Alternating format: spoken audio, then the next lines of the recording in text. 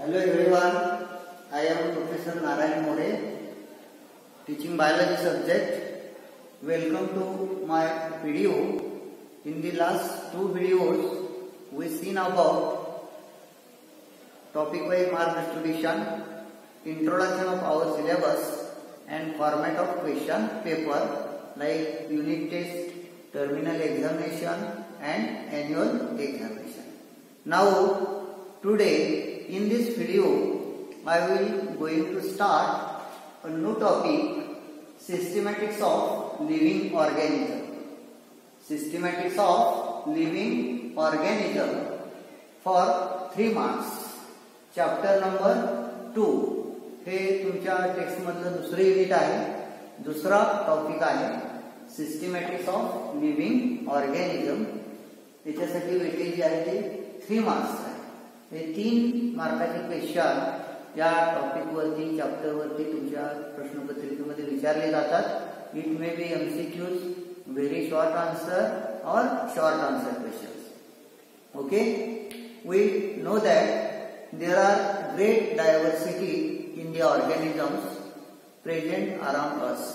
म्हणजे सजीवामध्ये हे खूप मोठ्या प्रमाणामध्ये आपल्याला विविधता दिसते.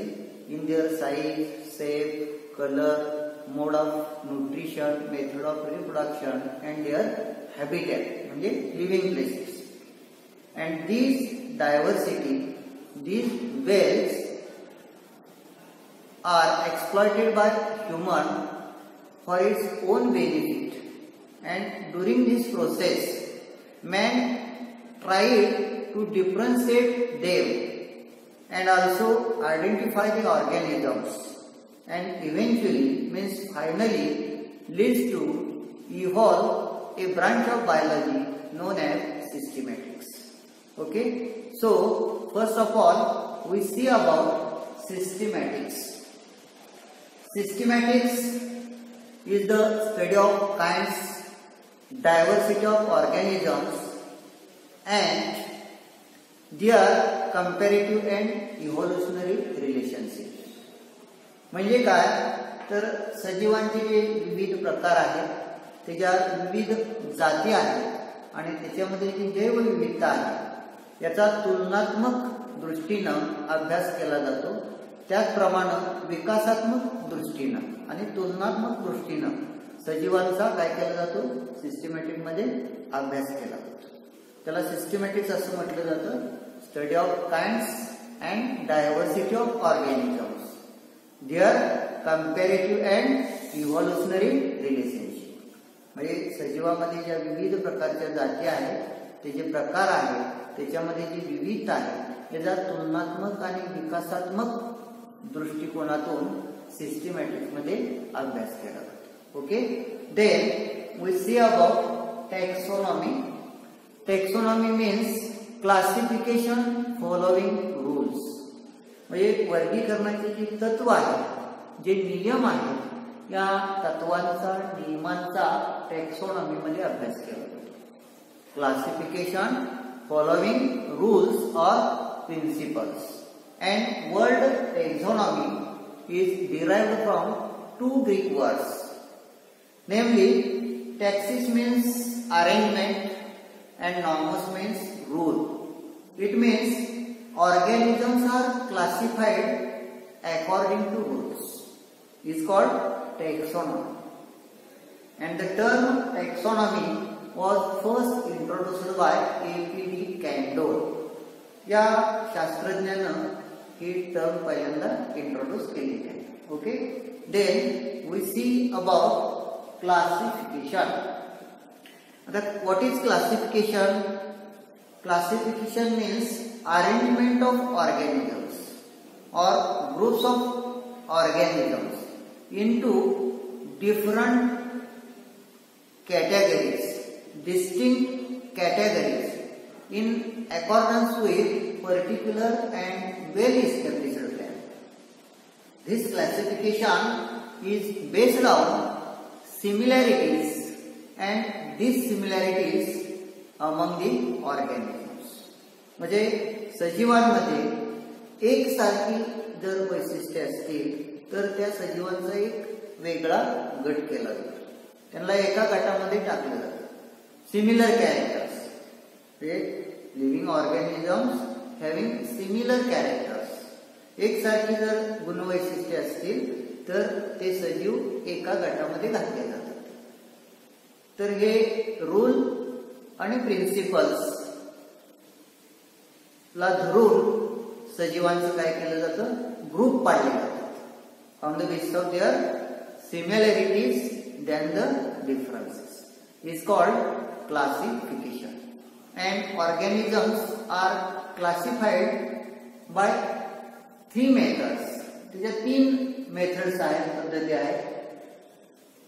Artificial method of classification, natural method of classification and phylogenetic method of classification.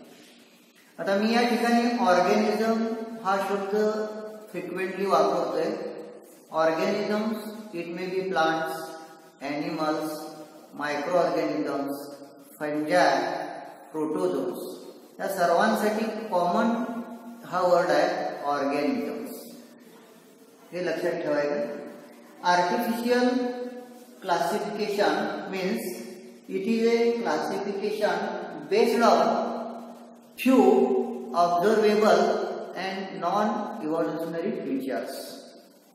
म्हणजे एखाद्या सजीवामध्ये सहजासहजी आढळून येणारी जी वैशिष्ट्ये आहेत त्याच्यावरून त्याचा इव्होल्युशनरी जे फीचर्स असतात, उत्क्रांती विषयक काय संबंध आहेत याचा विचार न करता फक्त त्याची जे एक्सटर्नल मॉर्फॉलॉजी आहे, प्रत्यक्षात त्या सजीवामध्ये जे कॅरेक्टर दिसतात सहजासहजी, सच एज देअर हॅबिटॅट म्हणजे वसतिस्थानं, living places, aquatic living in water, terrestrial living on land, amphibians they require water as well as land for completion of their life cycle.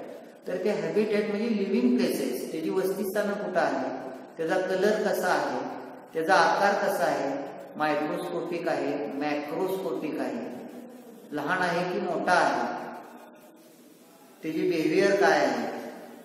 तर हे सर्वसाधारण सजीवामध्ये दिसणारी जी वैशिष्ट्ये आहेत त्याच्यावरून हे ऑर्गॅनिझमचं क्लासिफिकेशन केलं जातं. Here there is no comparison with the other organism for their relationship. म्हणजे इतर ऑर्गॅनिझमशी त्या ऑर्गॅनिझमचा काय संबंध आहे याचा या सिस्टीममध्ये विचार केला जात नाही. फक्त ढोबळ मनानं त्या सजीवामध्ये जे आपल्याला जे कॅरेक्टर दिसतात त्या कॅरेक्टर्सवरून, म्हणजे त्याची साईज असेल, शेप असेल, हॅबिटेट असेल, तर त्याच्यावरून त्या सजीवाचं काय केलं जातं, वर्गीकरण केलं जातं, क्लासिफिकेशन केलं जातं. त्याला आर्टिफिशियल सिस्टीम ऑफ क्लासिफिकेशन असं म्हटलं जातं. For example लिनायस system of classification. म्हणजे आर्टिफिशियल सिस्टीम जे आहे त्याचं जे एक्झाम्पल आहे ते काय आहे, लिनायस, कार्ल लिनायस या सायंटिस्टनं ही सिस्टीम काय केलेली आहे, प्रथम मांडलेली. आणि इट इज ओल्डेस्ट मेथड, आता आपण ती वापरत नाही. Then natural method of classification. Here classification is based on objectively significant rather than selected for convenience. म्हणजे एखाद्या सजीवाचा आपल्या सोयीनुसार एखाद्या विशिष्ट गटामध्ये निवड न करता वस्तुनिष्ठ आधारावरती सजीवांचं काय केलं जातं, वर्गीकरण केलं जातं. त्याला natural system of classification. This classification is based on objectively significant म्हणजे वस्तुस्थिती दर्शक आधारावरती क्लासिफिकेशन. रॅदर दॅन पुढे म्हटलेलं आहे सिलेक्टेड फॉर कन्व्हिनियंट म्हणजेच एखाद्या सजीवाचं निवड हे आपल्या सोयीनुसार न करता त्याला एखाद्या विशिष्ट गटामध्ये आपल्या सोयीनुसार न टाकता वस्तुनिष्ठ आधारावरती या ठिकाणी सजीवांचं वर्गीकरण केलं जातं. त्याला नॅचरल सिस्टीम ऑफ क्लासिफिकेशन असं म्हटलं जातं. For example Bentham and Hooker system of classification. Bentham and Hooker system of classification. Then third type आहे phylogenetic classification. Here this classification is based on common evolutionary descent. This classification is based on common evolutionary descent. Means ज्या सजीवांचा common उत्क्रांती वंश आहे, एकच उत्क्रांती वंश आहे, समान उत्क्रांती वंश आहे, अशा सजीवांचा एक गट केला जातो. म्हणजे ज्या सजीवांचे पूर्वज एन्सिस्टर्स उत्क्रांती वंश हा एकच आहे, असे सजीव हे एका गटामध्ये घातले जातात.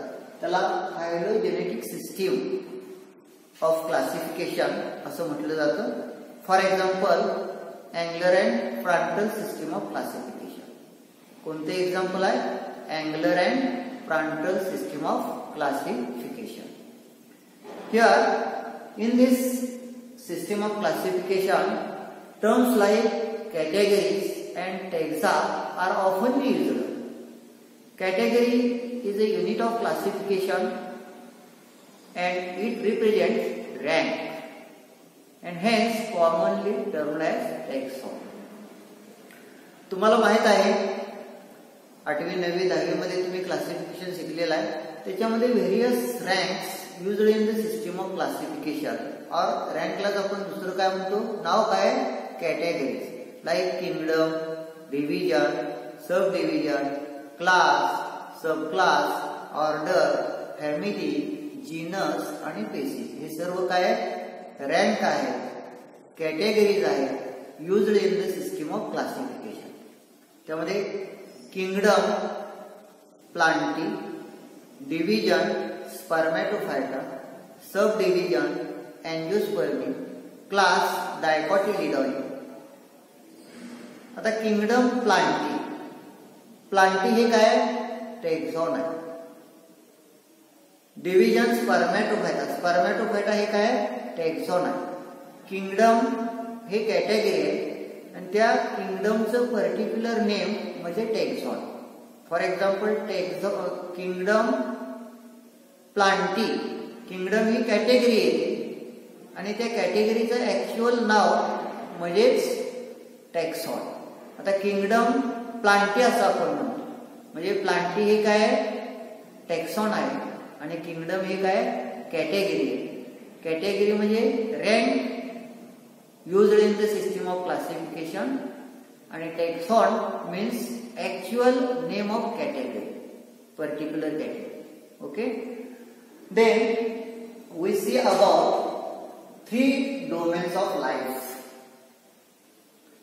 Carl Usse in 1990 proposed the 3 domains of life to classify the life forms. They are bacteria, archaea and eukarya. हे 3 डोमेन्स आहेत. And domains is a unit of classification larger than kingdom. Kingdom तुम्हाला माहित आहे 5 kingdom classification system bye व्हिटाकर. त्यामध्ये kingdom Monera, kingdom protista, kingdom फंजाय, kingdom Plantae आणि kingdom ॲनिमॅलिया. म्हणजे या पृथ्वीवरती जे सजीव आहेत, पूर्ण टोटल जे लिव्हिंग ऑर्गॅनिझम्स आहेत, त्याचं एकूण 5 किंगडम मध्ये वर्गीकरण केलेलं आहे बाय रॉबर्ट व्हिटाकर.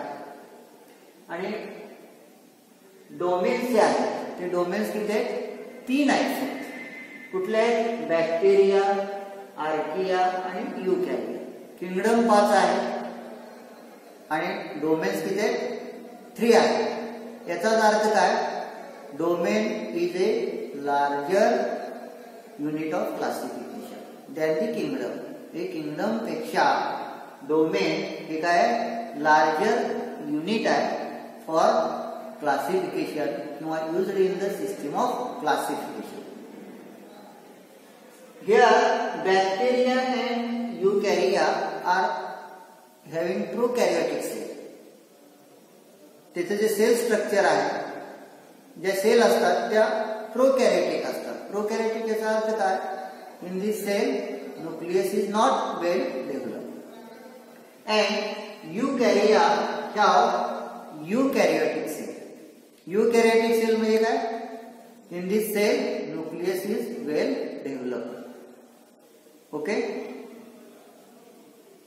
आर्किया, बॅक्टेरिया आणि यूकॅरिया हे 3 डोमेन्स आहेत.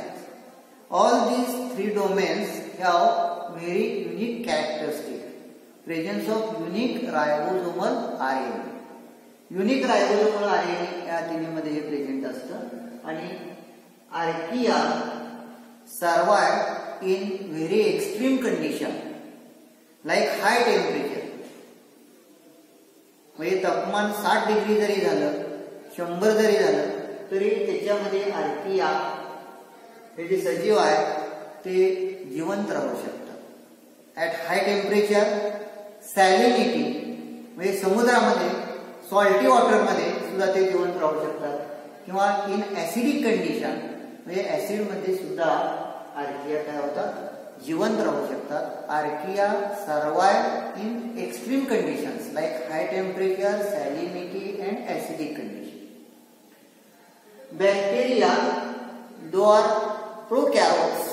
जरी बॅक्टेरिया या प्रोकॅरियोटिक ऑर्गॅनिझम किंवा या गटामध्ये येत असल्या तरी these are differ from archaea in structure of cell wall.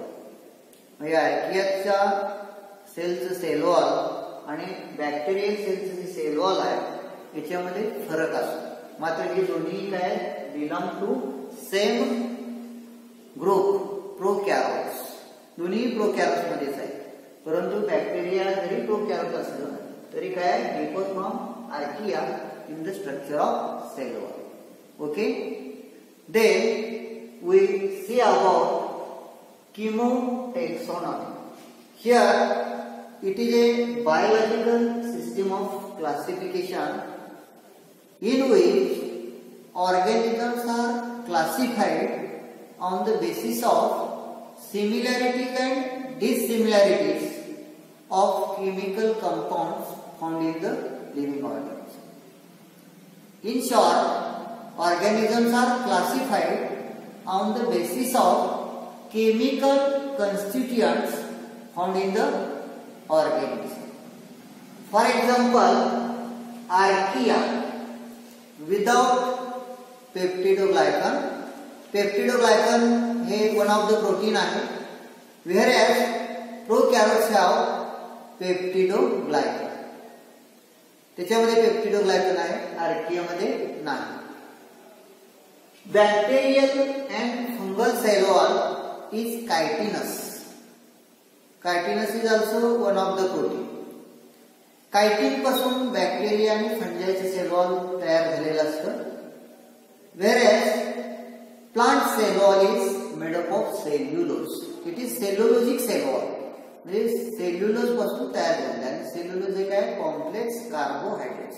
म्हणजे इन शॉर्ट ऑर्गॅनिझम मध्ये जे केमिकल कंपाऊंड्स आहेत, जे केमिकल कन्स्टिट्युएंट्स आहेत, त्याच्यावरून त्या सजीवांचं काय केलं जातं?